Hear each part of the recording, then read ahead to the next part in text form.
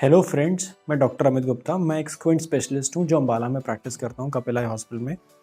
मुझे एक बहुत ही कॉमन क्वेश्चन आता है लोगों का कि क्या हम स्क्विंट का ट्रीटमेंट किसी तरह की एक्सरसाइज से कर सकते हैं।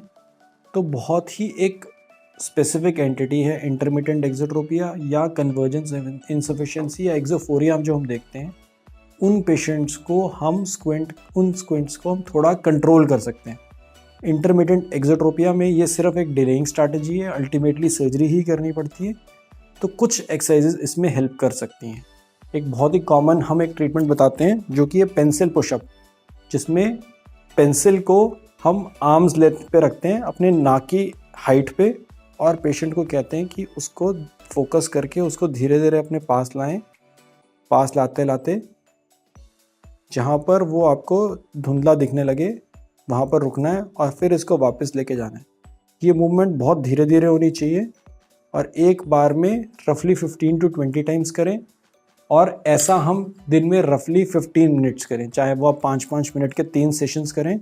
इससे आसपास का सब कुछ धुंधला दिखेगा, सिर्फ आपको पेंसिल की टिप क्लियर दिखनी चाहिए। तो ये हेल्प करता है आंखों की मसल्स को स्ट्रेंथन करने के लिए। जैसे हम पुशअप्स करते हैं, ये आंखों की मसल के पुशअप्स हैं, जिससे हम आंखों की मसल्स की स्ट्रेंथ को थोड़ा बिल्डअप कर सकते हैं, और आंखों की स्ट्रेंथ बिल्डअप होने से वो आंखों को बाहर की तरफ जाने से रोकने में थोड़ा हेल्प करता है। तो ये एक्सोफोरिया में और कन्वर्जेंस इनसफिशिएंसी वाले पेशेंट्स में, जिनमें आई फटीग के सिम्टम्स होते हैं, उनको बहुत हेल्प करता है। इंटरमिटेंट एक्सोट्रोपिया वाले पेशेंट्स में ये स्क्विंट के कंट्रोल को थोड़ा बेटर कर सकता है और हम सर्जरी को थोड़ा डिले कर सकते हैं। एक और एक्सरसाइज हम लोगों को सजेस्ट करते हैं जो कि है ब्रॉक स्ट्रिंग। इसमें एक 3 मीटर की डोरी रिक्वायर्ड होती है, जिसका एक एंड आप दीवार पे बांध सकते हैं और दूसरा एंड जो भी पेशेंट है उसके हाथ में रहेगा नाक के लेवल पे, और इस पे 3 बीड चढ़ाते हैं, जो एक 3 मीटर के डिस्टेंस पे होगा, एक पेशेंट से 1 मीटर के डिस्टेंस पे, एक पेशेंट से 50 सेंटीमीटर्स के डिस्टेंस पे। अब इसमें हम पेशेंट को कहते हैं कि सबसे पहले दूर वाले को देखें 20 सेकंड्स के लिए। जब पेशेंट दूर वाले को देखता है तो यहाँ पर सिंगल दिखता है, यहाँ डबल, यहाँ डबल। तो ये कुछ लगभग इस तरह दिखता है, इस पैटर्न में, यहाँ सिंगल, यहाँ पर डबल और यहाँ पर डबल। फिर हम 20 सेकंड्स पे इस पर फ्लिप करने के लिए बोलते हैं। तो पेशेंट जब इस पर देखता है तो यहाँ सिंगल दिखता है, यहाँ डबल, यहाँ डबल। तो ये एक एक्स पैटर्न के फॉर्म में दिखता है।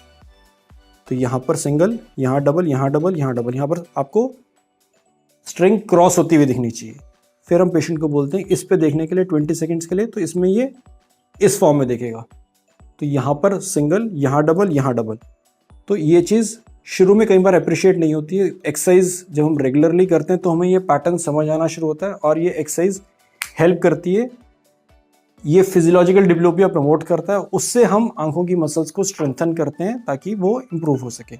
ये हम साइकिल 5 बार रिपीट करने के लिए बोलते हैं, और फिर जब पेशेंट को ये अप्रिशिएट होना शुरू हो जाता है, हम इसे कहते हैं कि इसको 25 सेंटीमीटर्स तक अपने पास खींचें। ये 3 मीटर्स पे है, ये 1 मीटर पे है, ये 50 सेंटीमीटर्स पे, और हम पेशेंट को कहते हैं इसको अपनी तरफ खींचें, ताकि इन तीनों को कोशिश करके एक लाइन में देखने की कोशिश करनी है, ताकि आंखों की मसल्स की स्ट्रेंथ इंप्रूव करके हम स्क्विंट का कंट्रोल बेटर कर सके। इसमें और भी कुछ तरह की एक्सरसाइजेज होती हैं, जैसे हार्ट कार्ड्स, बैरल कार्ड्स या कैट कार्ड। सबका प्रिंसिपल एसेंशियली सेम रहता है, और इसी तरह से वो कन्वर्जेंस इनसफिशिएंसी वाले पेशेंट्स में या एक्सोफोरिया जिन पेशेंट्स को, उनको हेल्प करता है। बाकी किसी भी तरह के कोई भी स्क्विंट में किसी तरह की एक्सरसाइज का कोई रोल नहीं है। इंटरमिटेंट एक्सोट्रोपिया वाले पेशेंट्स में भी ये स्क्विंट के कंट्रोल को थोड़ा बेटर करता है, उसको ट्रीट नहीं करता है, अल्टीमेटली सर्जरी करनी ही पड़ती है। तो ये डिलेइंग स्ट्रैटेजी है। होपफुली ये इन्फॉर्मेशन आपके लिए बहुत यूजफुल रहेगी और लोगों से इसे शेयर करेंगे। Thank you.